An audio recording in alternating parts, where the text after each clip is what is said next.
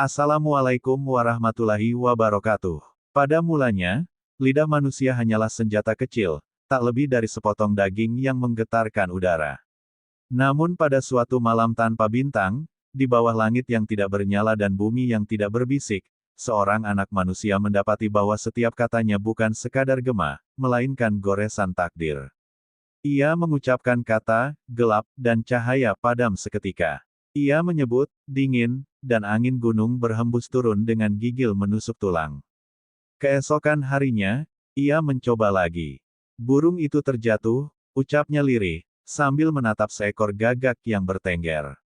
Belum sempat kata itu lenyap dari udara, burung itu menjerit, sayapnya patah, dan jatuh terhempas ke tanah. Anak itu pucat, tangannya gemetar, sebab ia menyadari lidahnya bukan lagi sekadar pemberi suara, melainkan tukang ukir nasib. Sejak saat itu, setiap perkataan menjadi bayangan yang menempel pada dinding semesta. Bayangan itu tidak bisa dipisahkan dari benda aslinya, seperti dua wajah dalam satu cermin. Bila ia berkata, air meluap, sungai pun melanggar tebingnya. Bila ia berucap, batu pecah, gunung pun retak tanpa palu. Ia menyaksikan bahwa lidahnya lebih tajam dari pedang, lebih berat dari gunung, dan lebih cepat dari kilat. Namun bersamaan dengan kuasa itu, datanglah ketakutan. Sebab ia menyadari, tidak ada lagi kata yang bisa dianggap ringan. Tidak ada senda gurau yang aman, tidak ada doa yang kosong. Setiap bunyi yang meluncur dari bibirnya mengikat dunia dengan rantai tak kasat mata. Ia mulai berdiam, takut pada dirinya sendiri, takut pada lidah yang telah menjadi tuan bagi alam. Orang-orang di kampung tidak tahu rahasia itu. Mereka hanya melihat seorang anak yang selalu murung, yang enggan berbicara, seakan lidahnya tersimpan racun. Namun diam-diam mereka mulai curiga, sebab setiap kali ia berkata, sesuatu terjadi. Pernah ia menyebut, padi itu tak akan berbuah, dan benar, sawah mengering tanpa sebab. Pernah ia menggumam, perahu itu karam, dan esoknya perahu nelayan hilang di laut. Kabar pun menyebar seperti api di padang ilalang. Orang-orang berbisik di balik pintu, menyebutnya si pahit lidah, pembawa malapetaka dengan sekali ucap. Mereka menatapnya dengan hormat sekaligus ngeri, bagaikan menatap petir yang menyala di telapak tangan. Ia masih remaja, namun beban lidahnya sudah lebih berat dari usia 1000 tahun. Maka sejak hari itu, ia mengerti, firman yang keluar dari dirinya bukanlah suara, melainkan bayangan yang melekat di langit dan bumi. Ia bukan lagi sekadar manusia, tetapi penulis takdir yang tak diminta. Dalam sunyi ia berkata kepada dirinya sendiri, sejak lidahku menjadi bayangan, aku tidak lagi bebas. Dan kisahnya baru saja dimulai. Malam itu ia duduk di tepi sungai, wajahnya muram seperti bulan yang tertutup awan. Ia mencoba menguji lidahnya sekali lagi, berharap kuasa itu hanyalah kebetulan belaka. Dengan suara serak ia berucap, air, berhentilah. Seketika arus sungai yang menderu terhenti, permukaan air menjadi datar seperti kaca hitam. Hanya gema hening yang tertinggal, membuat bulu kuduknya berdiri. Ia mundur dengan napas tersengal, matanya lebar menyaksikan kuasa yang tak terjelaskan. Namun dalam ketakutan itu, muncul rasa ingin tahu yang tak terbendung. Jika sungai tunduk pada lidahnya, apakah gunung pun bisa ia perintah? Apakah hujan dapat ia panggil? Pertanyaan itu berputar di kepalanya, seperti guntur yang menunggu untuk meledak. Keesokan harinya, ia berdiri di ladang kosong, langit berawan kelabu. Para petani berkeluh kesah karena hujan tak kunjung turun. Ia menatap langit dan tanpa sadar berucap, langit, menangislah. Sekejap kemudian, petir menyambar, dan hujan deras mengguyur bumi. Para petani berteriak girang, memuji langit, namun ia sendiri pucat pasi, sebab ia tahu bukan langit yang mendengar, melainkan lidahnya yang menggoyang tabir semesta. Kabar itu menyebar cepat. Orang-orang berkata bahwa ia bisa memanggil hujan dengan sepatah kata. Mereka mulai menghampirinya, meminta ia berucap untuk kesuburan ladang, untuk keselamatan ternak, bahkan untuk keselamatan anak-anak mereka. Ia menolak, sebab ia tahu setiap kata yang terucap tak selalu berbuah berkat, kadang menjadi kutukan. Namun manusia tak pernah berhenti meminta. Suatu sore, Seorang lelaki tua memohon dengan lutut bergetar, "Anakku sakit, tolonglah, ucapkanlah kesembuhan." Terdesak oleh belas kasihan, ia berucap lirih, "Ia akan sembuh." Malam itu juga anak lelaki itu bangun dari ranjang, sehat tanpa sisa. Seisi kampung pun makin yakin, alam dan nasib telah tunduk di bawah lidahnya. Di balik sorak dan syukur orang banyak, ia sendiri semakin dicekam rasa ngeri. Sebab ia sadar, setiap kali ia berbicara, dunia bergeser. Jika ia salah bicara, sekecil apapun, akibatnya bisa menjadi malapetaka. Lidahnya telah menjadi belenggu, membuatnya takut bahkan untuk berbisik. Suatu hari, tanpa sengaja ia melontarkan kata, "Angin kencang akan datang." Tak lama kemudian badai besar menghantam desa, merobohkan rumah-rumah dan menenggelamkan perahu nelayan. Orang-orang berlari mencari perlindungan, sementara mereka berbisik di antara teriakan, "Inilah akibat lidahnya, ia telah memanggil bencana." Mulai hari itu, pujian bercampur dengan kutuk. Ada yang memandangnya sebagai berkah, ada pula yang melihatnya sebagai celaka yang berwujud manusia. Mereka memberi sesaji di depan rumahnya, berharap agar ia berucap yang baik. Namun ada pula yang melempar batu, memaki dalam hati, takut lidahnya membawa kehancuran. Ia, yang masih muda, menanggung beban seberat langit. Setiap langkahnya disertai rasa was-was, seakan bumi menunggu kata-katanya untuk bergerak. Ia ingin menjadi manusia biasa yang bisa tertawa, bisa bercanda tanpa menimbulkan badai. Namun ia tahu, jalan itu sudah tertutup selamanya. Lidahnya telah menjadi kunci yang menggerakkan roda takdir. Maka ia berkata pada dirinya sendiri, dengan suara yang nyaris tak terdengar, "Aku bukan lagi milikku. Aku adalah milik kata-kata yang kuucapkan. Dan alam telah tunduk bukan karena aku kuat, tetapi karena aku terkutuk." Kata-kata itu tidak mengubah dunia, sebab ia tidak memerintah siapapun, hanya sebuah bisikan kepada dirinya sendiri. Dan malam itu ia sadar, inilah tanda pertama dari beban yang lebih besar yang menantinya. Sejak hari badai itu, orang-orang mulai menjauhi dirinya. Mereka tetap menyapa, tetapi dengan suara ragu, seperti berbicara kepada bara api yang bisa meletup kapan saja. Tidak ada lagi anak-anak yang bermain di depan rumahnya, tidak ada lagi tawa yang menyambutnya. Semua orang takut jika ia membuka mulut terlalu lebar, takut kata-kata biasa berubah menjadi kutuk yang nyata.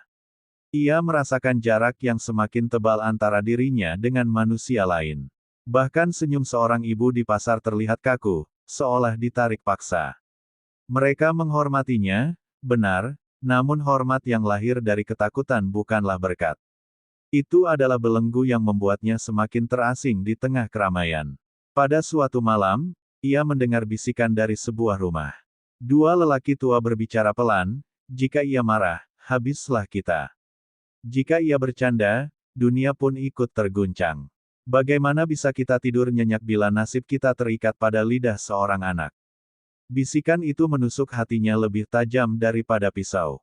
Sejak saat itu, manusia di sekitarnya hidup dalam kegelisahan.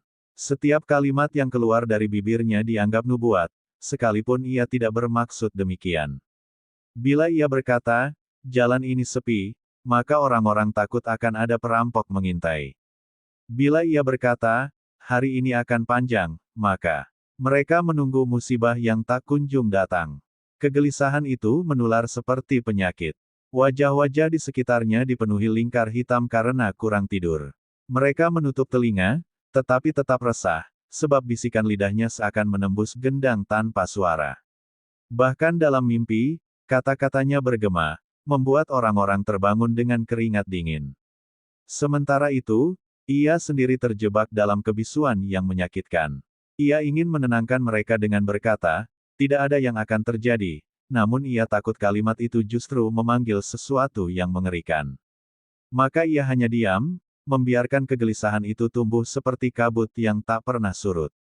Di pasar, pedagang berbisik, "Jangan biarkan ia melihat daganganmu. Jika ia berkata busuk, niscaya busuklah buahmu." Di sawah, petani bergumam, "Jangan biarkan ia menoleh ke padi kita. Jika ia berkata kering, hancurlah panen." Ia mendengar semua bisikan itu, dan setiap kata terasa seperti belati yang menusuk dada. Namun yang paling menyakitkan adalah saat seorang sahabat masa kecilnya menjauh, berkata lirih, "Aku menyayangimu, tapi aku tak sanggup hidup dalam ketakutan. Jika sekali saja kau berucap salah, mungkin keluargaku binasa." Setelah itu, sahabatnya pun pergi, meninggalkannya sendirian di tengah kampung yang semakin sunyi. Ia menatap dirinya di permukaan sungai yang tenang, bertanya dalam hati, apakah aku manusia, ataukah aku bencana yang berjalan dengan dua kaki? Bayangan wajahnya sendiri menatap balik dengan muram, seolah turut menyalahkannya. Dunia tidak lagi menjadi tempat tinggalnya, melainkan penjara yang dindingnya terbuat dari bisikan orang-orang. Maka ia pun berikrar dalam hati, lebih baik ia menanggung sepi daripada menjadi racun bagi orang lain. Ia memilih diam, meski diamnya semakin membuat orang gelisah, sebab manusia selalu takut pada apa yang tidak diucapkan. Dan demikianlah, tanda kedua pun nyata, manusia hidup dalam kegelisahan di hadapannya, karena lidahnya telah menjelma sebagai bayang-bayang maut. Ketika kegelisahan telah merayap ke dalam hati orang dewasa, tanda baru mulai tampak, bayi-bayi menangis setiap kali ia melintas. Tidak ada suara gendang, tidak ada teriakan orang, hanya tangisan bayi yang serempak pecah, bagai sirene gaib yang menyingkap kehadirannya. Ibu-ibu yang sedang menimang anak terkejut, sebab tangisan itu bukan tangisan lapar atau sakit, melainkan jerit ketakutan. Wajah bayi memerah, mata terbelalak, tangan mungilnya gemetar. Seakan-akan jiwa polos mereka melihat sesuatu yang orang dewasa tak mampu lihat, lidah yang menyimpan kutuk. Mula-mula orang mengira itu kebetulan. Namun semakin sering ia melewati rumah-rumah, semakin jelas polanya. Di setiap sudut kampung, tangisan bayi selalu menyertai langkah kakinya. Orang-orang pun mulai berbisik, bahkan darah yang baru lahir pun menolak kehadirannya. Tidak hanya bayi, para orang tua yang rambutnya sudah memutih memilih membisu ketika ia hadir.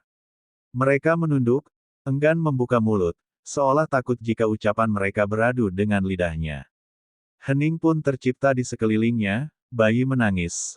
Orang tua membisu, sementara ia berdiri di tengah lingkaran sepi dan tangis. Ia mencoba berbicara kepada seorang kakek, memohon penjelasan. Namun kakek itu hanya menunduk, menutup mulut dengan tangan gemetar, lalu perlahan mundur. Tidak sepatah kata pun keluar. Seakan-akan seluruh generasi tua telah bersumpah untuk menjaga diam di hadapannya. Ia mulai mengerti, anak-anak yang belum mengenal dunia, dan orang tua yang hampir meninggalkannya, sama-sama bisa merasakan getar takdir dari lidahnya. Jiwa mereka terlalu murni untuk dibutakan oleh keramaian dunia. Mereka tahu tanpa perlu mengerti, bahwa setiap kata darinya adalah beban yang tak bisa ditanggung. Sejak itu, jalan-jalan kampung berubah muram bila ia lewat. Bayi menjerit hingga sesak, para orang tua terdiam membeku, dan orang-orang dewasa yang di tengah usia hanya bisa menunduk, diliputi rasa canggung. Tak ada yang berani menyapa, tak ada yang berani menegur, seakan ia hanyalah arwah gentayangan, bukan darah dan daging. Ia sendiri merasa semakin terasing. Tidak ada yang lebih menyakitkan daripada melihat wajah-wajah yang ia kenal sejak kecil berubah pucat setiap kali ia berbicara. Lidahnya yang dulu hanyalah alat bicara kini menjadi pisau yang menebas ikatan sosial, memutus tali kasih antara dirinya dan orang-orang yang ia cintai. Dalam kesepian itu, ia berlutut di tengah malam, memohon kepada langit yang bisu, mengapa aku diciptakan dengan lidah seperti ini? Mengapa aku dijadikan bencana bahkan bagi bayi yang belum mengenal dosa? Namun hanya angin malam yang menjawab, membawa dingin yang tak menghibur. Dan demikianlah, tanda ketiga pun nyata. Bayi menangis, orang tua membisu, dan ia semakin terkurung dalam lingkaran nasib yang pahit. Setiap langkahnya menjadi tanda kutuk, setiap diamnya menjadi misteri. Dunia seakan semakin yakin, si pahit lidah bukan sekadar julukan, melainkan takdir yang tak bisa ditolak. Setelah bayi menangis dan orang tua membisu, ia mulai merasakan sesuatu yang lebih mengerikan. Bukan lagi kata yang diucapkan saat sadar, melainkan kata yang terlepas dari mulut ketika tidur. Mula-mula ia tidak menyadarinya, sampai suatu pagi tetangganya berlari dengan wajah pucat, berkata, engkau bermimpi buruk, dan mimpimu kini terjadi. Malam sebelumnya, ia tertidur dalam lelah yang panjang. Dalam tidurnya ia bergumam, ayam-ayam besok takkan berkokok. Esok pagi, seluruh ayam di kampung ditemukan mati tanpa sebab. Orang-orang berteriak ngeri, mengingat kata-kata yang meluncur dari bibirnya saat ia mengigau. Ia mencoba menyangkal, namun kejadian itu berulang. Dalam mimpi lain, ia berkata, perahu itu karam di laut. Dan benar, keesokan harinya kabar datang, perahu seorang nelayan tidak pernah kembali, hanya pecahan papan yang terdampar di pantai. Air mata keluarga nelayan itu menjadi saksi betapa ngeri kuasa lidah yang bahkan tidak sadar berbicara. Mulailah orang-orang berjaga di malam hari, takut ia terlelap. Mereka berbisik, tidurnya lebih berbahaya daripada bangunnya. Ada yang mencoba mengikat mulutnya dengan kain, namun kain itu robek tanpa alasan, seolah semesta sendiri menolak membungkam lidahnya. Ia pun ketakutan akan tidurnya sendiri. Ia menahan kantuk, menatap malam dengan mata merah, berusaha terjaga agar tidak ada kata terlepas. Namun tubuh manusia lemah, dan pada akhirnya ia tertidur juga. Dan setiap kali itu terjadi, dunia pun berubah sesuai dengan bisikan mimpi yang lahir tanpa niat. Kampung menjadi hening, penuh ketakutan. Orang-orang tidur dengan doa, berharap ia tidak bermimpi buruk. Bahkan suara jangkrik terasa menakutkan, karena setiap detik bisa menjadi saat ia mengigau. Mereka tahu, tak ada doa yang bisa melawan lidah yang telah menjadi pena takdir. Ia sendiri merasa terperangkap dalam tubuhnya. Bagaimana mungkin ia bisa melawan kata-kata yang keluar dari mulut ketika ia tak sadar? Ia menangis, memukul dadanya sendiri, meratap pada malam, bila sadar aku berdiam, bila tidur aku pun mengutuk. Maka adakah jalan bagiku untuk selamat? Suatu malam, ia bermimpi tentang seorang gadis kecil yang sakit. Dalam mimpi itu ia berkata, besok engkau sehat. Esoknya, gadis itu bangun tanpa demam, berlari-lari di halaman rumahnya. Orang-orang bersorak, namun sorak itu tidak membawa bahagia baginya. Ia sadar, bahkan mimpi baik sekalipun membuat manusia semakin menggantungkan nasib pada lidahnya. Yang lebih ngeri, manusia mulai mengintai tidurnya, berharap mendengar kata-kata yang menguntungkan. Ada yang sengaja duduk di dekat rumahnya, berharap ia bermimpi tentang panen yang melimpah, atau tentang hujan yang turun tepat waktu. Mereka tidak peduli lagi apakah itu berkah atau kutuk, selama lidahnya mengucapkannya, mereka percaya dunia akan tunduk. Dan demikianlah, tanda keempat nyata, batas antara mimpi dan kenyataan lenyap dari hidupnya. Apapun yang ia ucapkan dalam tidur, dunia menuruti dengan patuh. Ia pun sadar, semakin ia hidup, semakin banyak rantai tak kasat mata yang mengikatnya. Lidahnya bukan lagi miliknya, lidah itu telah menjadi jembatan antara mimpi dan dunia. Setelah mimpi-mimpinya menjadi kenyataan, datanglah tanda yang lebih dahsyat, lidahnya tak hanya mengubah dunia, melainkan mengganti catatan takdir itu sendiri. Apa yang sudah tertulis di langit pun bergeser bila ia berucap. Bagaikan pena para malaikat patah, dan lidahnya menjadi pengganti tinta surgawi. Ia pertama kali menyadarinya ketika seorang lelaki tua sekarat di ambang maut. Orang-orang sudah berkumpul, menunggu roh lelaki itu terlepas. Namun tanpa sadar ia berucap, ia belum mati. Seketika napas lelaki tua itu kembali teratur, wajahnya memerah, dan ia hidup bertahun-tahun lagi. Takdir kematian yang sudah dekat, tertunda hanya oleh sepatah kata. Seisi kampung gemetar. Mereka melihat dengan mata kepala sendiri bahwa garis kehidupan dapat diganti dengan suara dari bibirnya. Maka mereka mulai bertanya-tanya, siapakah dia sebenarnya? Manusia, nabi, atau penyusup dalam catatan langit? Namun tak lama setelah itu, sebuah peristiwa mengerikan terjadi.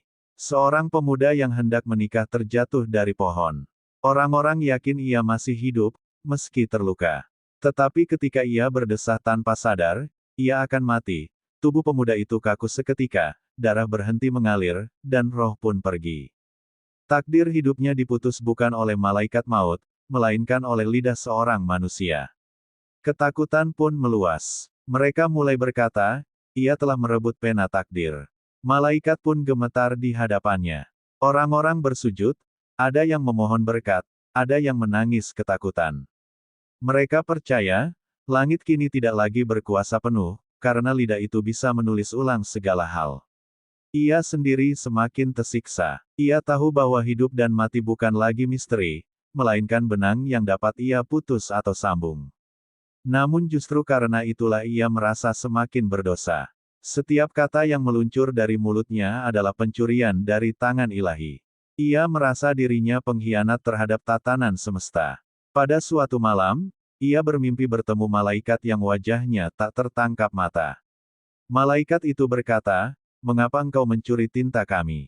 Mengapa engkau menulis takdir yang bukan hakmu?" Ia terbangun dengan tubuh menggigil, dan sejak itu ia tahu, kata-katanya telah menembus langit, merobek lembar kitab para penjaga nasib. Namun manusia tetap datang memohon. Ada yang meminta umur panjang, ada yang meminta rezeki, ada pula yang meminta kematian musuhnya. Mereka tidak peduli beban apa yang ia tanggung. Mereka hanya melihatnya sebagai jalan pintas menuju takdir baru.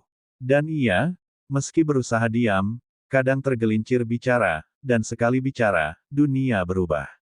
Di tengah penderitaan itu, ia berlutut di tepi sungai, berkata pada dirinya sendiri, "Aku bukan malaikat, bukan nabi, bukan pula dewa. Aku hanyalah manusia malang yang lidahnya dirasuk kuasa. Jika aku terus hidup, aku akan menjadi noda bagi kitab langit." Namun meski ia ingin diam selamanya, dunia selalu memaksa bibirnya bergerak. Demikianlah, tanda kelima nyata, lidahnya telah menggantikan pena takdir. Hidup dan mati, rezeki dan bencana, semua bisa berubah hanya dengan satu ucap.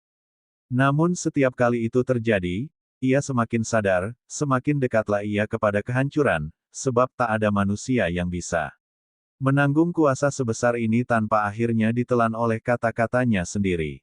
Setelah lidahnya mengganti pena takdir, malam-malamnya dipenuhi mimpi ganjil. Dalam tidur yang resah, ia melihat sosok-sosok tua berdiri di tepi kabut. Mereka bukan manusia biasa, melainkan bayangan leluhur yang wajahnya bercahaya redup seperti obor menjelang padam. Suara mereka bergema, tidak dari mulut, melainkan langsung menusuk hati. "Wahai cucu darah kami," kata salah satunya, "engkau memikul kutuk yang telah kami kenal sejak dahulu kala. Si pahit lidah bukanlah anugerah, melainkan beban yang diwariskan melalui garis sunyi. Kau bukan yang pertama, dan mungkin bukan yang terakhir." Kata-kata itu membuat tubuhnya menggigil, seakan darahnya sendiri memberontak. Leluhur lain berkata, "Kami telah melihat generasi sebelum kami binasa oleh lidahnya sendiri. Ada yang terbunuh karena ucapannya memanggil bencana, ada yang dibakar oleh murka orang banyak, ada pula yang hilang tanpa jejak setelah kata-katanya menelan dirinya sendiri." Ia berteriak dalam mimpinya, "Mengapa aku dipilih? Mengapa aku yang menanggung kutuk ini?" Namun leluhur hanya tertawa getir, dan jawaban mereka sederhana, "Karena garis darahmu membawa gema. Takdir tidak memilih dengan belas kasih, ia memilih dengan keheningan." Salah satu sosok yang paling tua, dengan mata berkabut seperti abu, mendekat dan berbisik, "Ketahuilah, lidahmu lebih tajam dari pedang. Jika kau menguasainya, dunia akan tunduk. Jika kau dikuasai olehnya, engkau akan hancur lebih dulu. Banyak di antara kami gagal. Hanya sedikit yang mampu menaklukkan sunyi." Ia mencoba menundukkan kepala, menyesali hidup yang dipenuhi kutuk. Namun suara leluhur makin keras, "Ingatlah, jangan pernah berbangga atas kuasamu. Barang siapa merasa dirinya nabi, maka ia terjatuh ke jurang kesombongan. Barang siapa merasa dirinya dewa, maka ia dilahap oleh kata-katanya sendiri." Dalam mimpi itu, ia melihat tubuh-tubuh yang hangus terbakar oleh kata sendiri. Leluhurnya yang dahulu berkata, "Api," lalu terjerat oleh api yang muncul dari tanah. Leluhur lain yang berkata, "Air," lalu ditelan banjir tanpa sisa. Satu demi satu, wajah-wajah itu lenyap, meninggalkan jeritan yang bergaung sampai ke telinganya. Air mata pun menetes dari matanya meski ia tertidur. Ia menyadari, jalan yang ia pijak bukan jalan terang, melainkan jalan darah yang ditaburi kutukan leluhur. Lidahnya bukan sekadar alat, melainkan warisan yang telah menelan generasi demi generasi. Ketika fajar menyingsing, ia terbangun dengan tubuh lemah, wajah basah oleh air mata. Namun gema suara leluhur tetap melekat di telinganya, "Diam adalah benteng terakhir. Diam adalah keselamatanmu. Jangan sekali-kali berbicara dengan sia-sia, sebab setiap sia-sia akan menuntut nyawa. Dan demikianlah, tanda ketujuh terwujud, peringatan leluhur turun bagaikan firman. Ia sadar bahwa ia hanya sebutir pasir di antara rantai kutukan yang panjang. Namun meski ia tahu, diam adalah jalan satu-satunya, ia juga mengerti, manusia tak bisa selamanya bisu, dan itulah yang akan menjadi pintu malapetaka berikutnya. Sejak malam penuh mimpi itu, ia membawa beban peringatan leluhur dalam dadanya. Kata-kata, diam adalah benteng terakhir, terus bergema, menghantui setiap detiknya. Ia mulai mengurung diri, memilih sunyi daripada berucap, sebab ia tahu satu kata saja bisa mengubah hidup banyak orang. Namun diam bukanlah kebebasan, melainkan penjara yang lebih sunyi dari kubur. Ia duduk berhari-hari tanpa suara, hanya mendengar detak jantungnya sendiri. Dunia di luar pintu tetap berputar, tetapi ia terasing, seakan bukan lagi bagian dari manusia. Orang-orang datang mengetuk pintunya, memohon ia berbicara, ada yang meminta kesembuhan, ada yang meminta hujan, ada pula yang meminta umur panjang. Ia hanya menatap mereka dengan mata kosong, menolak membuka mulut. Maka orang-orang pergi dengan wajah kecewa, namun dalam hati mereka lega, lebih baik ia diam daripada bencana kembali menimpa. Di dalam kesunyian itu, ia mulai mendengar bisikan lain, bukan dari manusia, melainkan dari dalam dirinya sendiri. Suara halus berdesis, engkau bisa menjadi penguasa dunia. Dengan lidahmu, kerajaan dapat kau robohkan, gunung dapat kau tundukkan, laut dapat kau pecahkan. Mengapa kau memilih diam? Ia menutup telinga, menolak bisikan itu. Tetapi suara itu tidak pernah benar-benar hilang. Ia sadar, bukan hanya manusia yang resah oleh lidahnya, dirinya sendiri pun mulai haus akan kuasa yang ia benci. Diam bagai pedang bermata dua, menyelamatkan dunia, namun perlahan mengiris jiwanya sendiri. Pada suatu malam, ia pergi ke hutan yang sepi, mencari jawaban. Di bawah cahaya bulan pucat, ia berlutut, berkata lirih, jika aku harus binasa, biarlah aku binasa dalam diam. Tetapi tunjukkanlah jalan agar lidahku tidak lagi menjadi senjata. Angin berhembus, dan suara samar terdengar, seolah alam sendiri menjawab, pengampunan ada dalam pengekangan. Ia pun berikrar, mulai hari itu ia akan menjaga lidahnya seperti seorang penjaga menjaga pedang terkutuk. Tidak ada kata yang akan terucap kecuali dalam doa yang suci, doa yang tak berisi perintah, hanya kerendahan hati.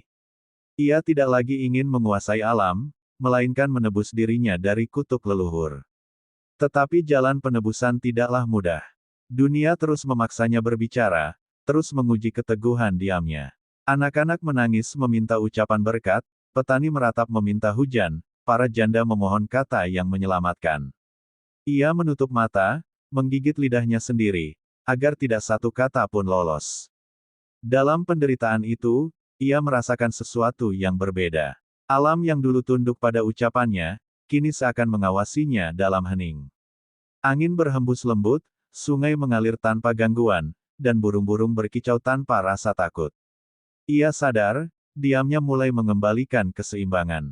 Dan demikianlah, tanda ke-8 pun nyata, jalan penebusan bukanlah melalui kuasa, melainkan melalui sunyi. Ia harus menjadi penjaga lidahnya sendiri, mengekang kata demi kata, agar dunia tetap utuh. Namun ia tahu, jalan ini rapuh, sebab satu celah saja dalam diam, satu kata terucap tanpa kendali, bisa menghancurkan segalanya. Hari-hari berlalu dalam kesunyian. Ia tetap menjaga lidahnya, menahan setiap kata seperti menahan banjir di balik bendungan rapuh. Dunia menjadi lebih tenang, namun dalam diam itu ia merasa dirinya semakin jauh dari manusia. Ia bukan lagi bagian dari tawa, bukan pula bagian dari percakapan. Ia hanyalah bayangan yang berjalan di antara mereka. Namun takdir selalu mencari celah. Pada suatu sore, seorang anak kecil berlari ke arahnya, terisak karena kehilangan induknya. Anak itu memohon dengan suara patah, tolonglah, katakan ibuku akan kembali. Air matanya jatuh, menusuk hati yang telah berusaha membatu. Ia menggigit bibir, menahan kata, tetapi belas kasih akhirnya lebih kuat. Hanya sepatah kata terlepas, ia akan kembali. Dan benar, malam itu si ibu pulang dengan selamat, membawa buah di tangannya. Kampung pun bersorak gembira, memuji lidahnya sekali lagi. Tetapi di dalam hatinya, ia tahu ia baru saja membuka pintu kutuk kembali.